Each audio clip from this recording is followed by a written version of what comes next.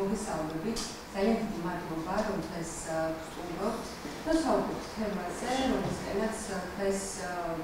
ყველაზე ყურადღება არის მოპოვებული ტრამპმა გამოაცხადა ტარიფების შესახებ და ესე იგი სხვადასხვა ტარიფი არის დაწესებული. საკმაოდ სწორი გამოხმაურება მოყვა რიგი ქვეყნების მხრიდან ამ ყველაფერს და გვესმის უკვე სავაჭრო ომის, სავაჭრო კრიზისი, ეს შეფასებები, რამდენად როგორ აფასებთ თქვენ ამ პროცესს და რამდენად შესაძლებელია, რომ სავაჭრო კრიზისი მოყვეს დაწესებულ ტარიფებს და ჩვენს ქვეყანაზე როგორ შეიძლება აისახოს ეკონომიკაზე რა შეიძლება იყოს. კი ბატონო, გამარჯობა, მოგესალმებით. სავაჭრო ომები, რომლებიც აქამდეც იყო, თუმცა შეიძლება ნაკლებად გაცხადებულა და ნაკლები სიმწვავით, ფაქტი არის, რომ სოფლიო ეკონომიკას აზარალებს. პირდაპირ თუ ირიბა დაისახება ცალკეულ ქვეყნებზეც, შეიძლება რაღაც კონკრეტულ შემთხვევებზე ვისაუბროთ, მაგრამ გლობალური ეკონომიკისთვის, რა თქმა უნდა, ეს ნეგატიურია. პრეზიდენტი ტრამპის ახალი ინიციატივა, რომ მან ახალი ტარიფები დააწესოს, ზოგადად საუბარი არის 10%-ზე მთელი მსოფლიოსთვის, ხოლო ცალკეული ქვეყნებისთვის, რომლებიც ბატონი ტრამპის განცხადებით სარგებლობენ ამერიკელების ხარჯზე იღებენ გარკვეულ მოგებებს, ის ქვეყნები უფრო მაღალი ტარიფებით, მაგალითად ჩინეთი 30%-ზე მეტი ტარიფით, ბრიტანეთიც კი რაც არ უნდა გასაკვირი იყოს არის შესული ამ სიაში, ევროკავშირი, კორეა, იაპონია, რა ვიცი, ისეთი სტრატეგიული პარტნიორები ამერიკის შეერთებული შტატების, რომელიც ყველაზე ახლო პარტნიორები არიან, ფაქტობრივად დასანქცირდნენ, შეიძლება ითქვას, ამ ტარიფების გზით, რომ მათი პროდუქტი, რომელიც მოხდება ევროპაში, ამერიკის შეერთებული შტატების ბაზარზე, გახდეს უფრო ძვირი. ეს კეთდება იმისთვის, რომ თავად ამერიკული წარმოება იყოს მომხმარებლებისთვის პრიორიტეტული, რომ იყიდონ, გამომდინარე იქიდან, რომ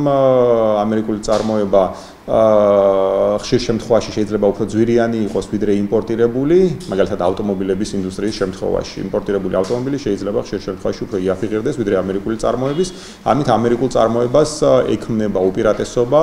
პრეზიდენტი ტრამპის განცხადებით, თუმცა არც თუ ისე მარტივადაა საქმე, იმიტომ რომ ხშირ შემთხვევაში ის საბოლოო პროდუქტები, რომელიც ამერიკის შეერთებულ შტატებში იწარმოება დიდწილად იმპორტულ ნედლეულზეა დამოკიდებული. იგივე ავტოინდუსტრია მათ შორის, ის არ არის სრულად ამერიკაში შექმნილი თავიდან ბოლომდე, საჭიროებს უამრავ კომპონენტს, რომელიც იმპორტირებულია სხვადასხვა ქვეყნებიდან. შესაბამისად, ამერიკული წარმოების პროდუქციის ფასიც გაიზრდება, გარდაუვალია. სხვათა შორის საფონდო ბირჟებზე ამან უკვე ნეგატიური გამოხმაურება პოვა და წამყვანი ამერიკული კომპანიების აქციების ფასი მნიშვნელოვნად არის შემცირებული უკანასკნელი საათების განმავლობაში, გამომდინარე იქიდან, რომ ეს პოზიტიური ვერ იქნება ვერც ამერიკული ბაზრისთვის. პოლიტიკური განცხადება და პოლიტიკური გადაწყვეტილება, რომ მიიღონ ამ ტარიფებიდან დამატებითი შემოსავალი სახელმწიფო ბიუჯეტში კი ბატონო ერთი მხრივ ლოგიკურია, თუმცა ის ზიანი, რომელიც შეიძლება თავად ამერიკის შეერთებული შტატების ეკონომიკას, მის წამყვან კომპანიებს და მსოფლიო ეკონომიკას მიადგეს, არ არის ჩემი აზრით გათვალისწინებული ამ გადაწყვეტილებაში, იმიტომ რომ თავად ამერიკული კომპანიები ზარალობენ, ამერიკელი მომხმარებლები იზარალებენ, რა თქმა უნდა, იმიტომ რომ გაძვირებული პროდუქტი მოუწევთ რომ შეიძინონ, არა მარტო პროდუქტი, არამედ მომსახურებაც, მათ შორის გამომდინარე ზოგადი ფასების ზრდიდან. შესაბამისად, ამან შესაძლოა ესკალაციის კიდევ უფრო მაღალ საფეხურს მიაღწიოს ამერიკის შეერთებული შტატების ამ გადაწყვეტილებამ, იმ კუთხით, რომ შეიძლება ეგრეთ წოდებული სარკისებრი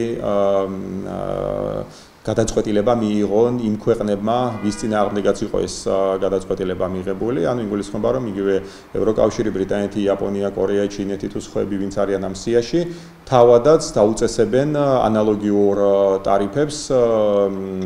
ამერიკის შეერთებულ შტატებს, რაც ზოგადად კი, რა თქმა უნდა, მინიშნებები ამაზე არის და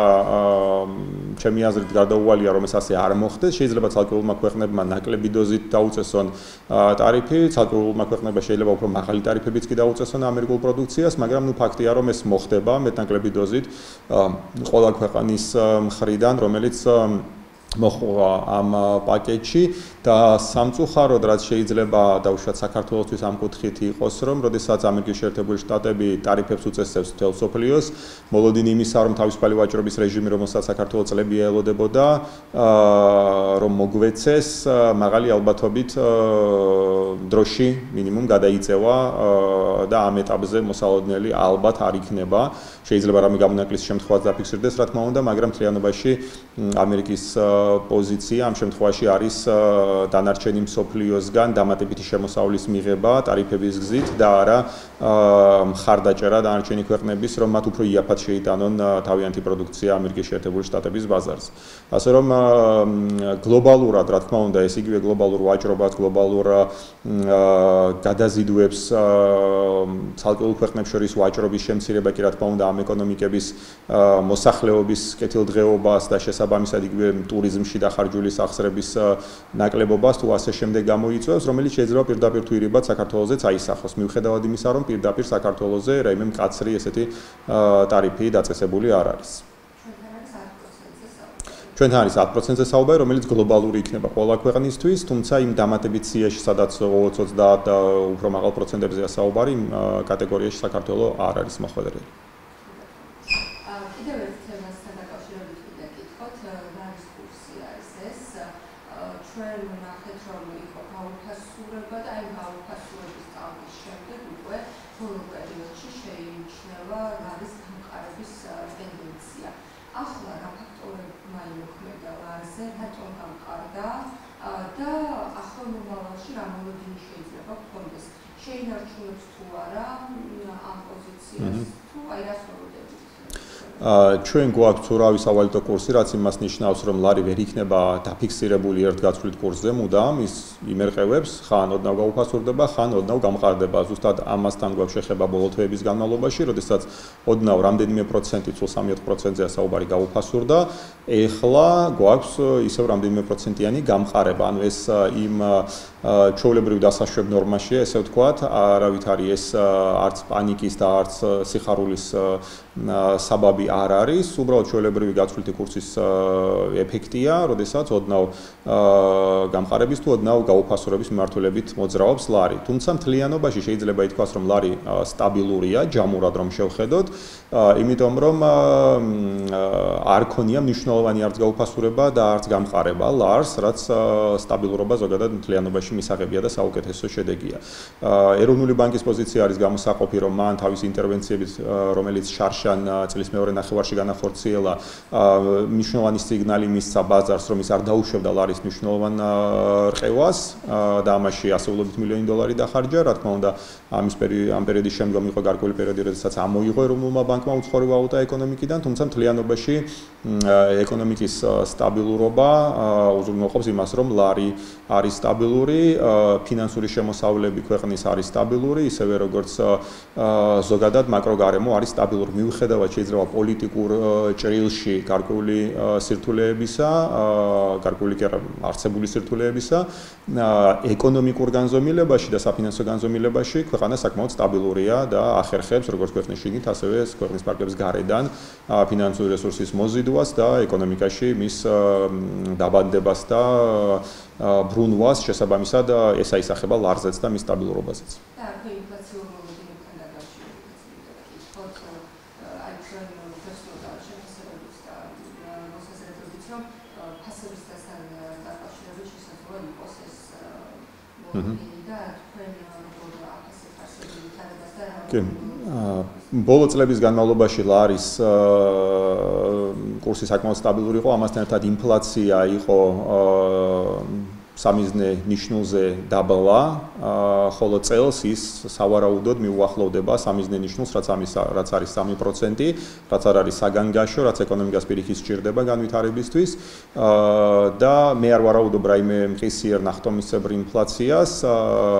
მაგრამ ფაქტი არის, რომ წინა წლებთან შედარებით ინფლაცია უფრო მაღალი იქნება წელს, თუმცა ის იქნება ისევ და ისევ ზომიერი ინფლაცია, რომელიც მნიშვნელოვან ზეგავლენას არ მოახდენს მომხმარებლებზე, მეორე მხრივ კი ეკონომიკური აქტიურობისთვის ზომიერი ინფლაცია პირიქით სასარგებლოა არა თუ მავნე.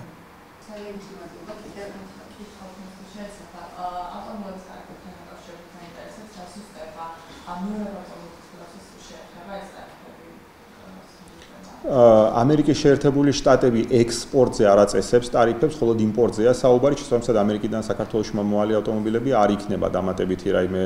ფასნამატით დატვირთული, შესაბამისად,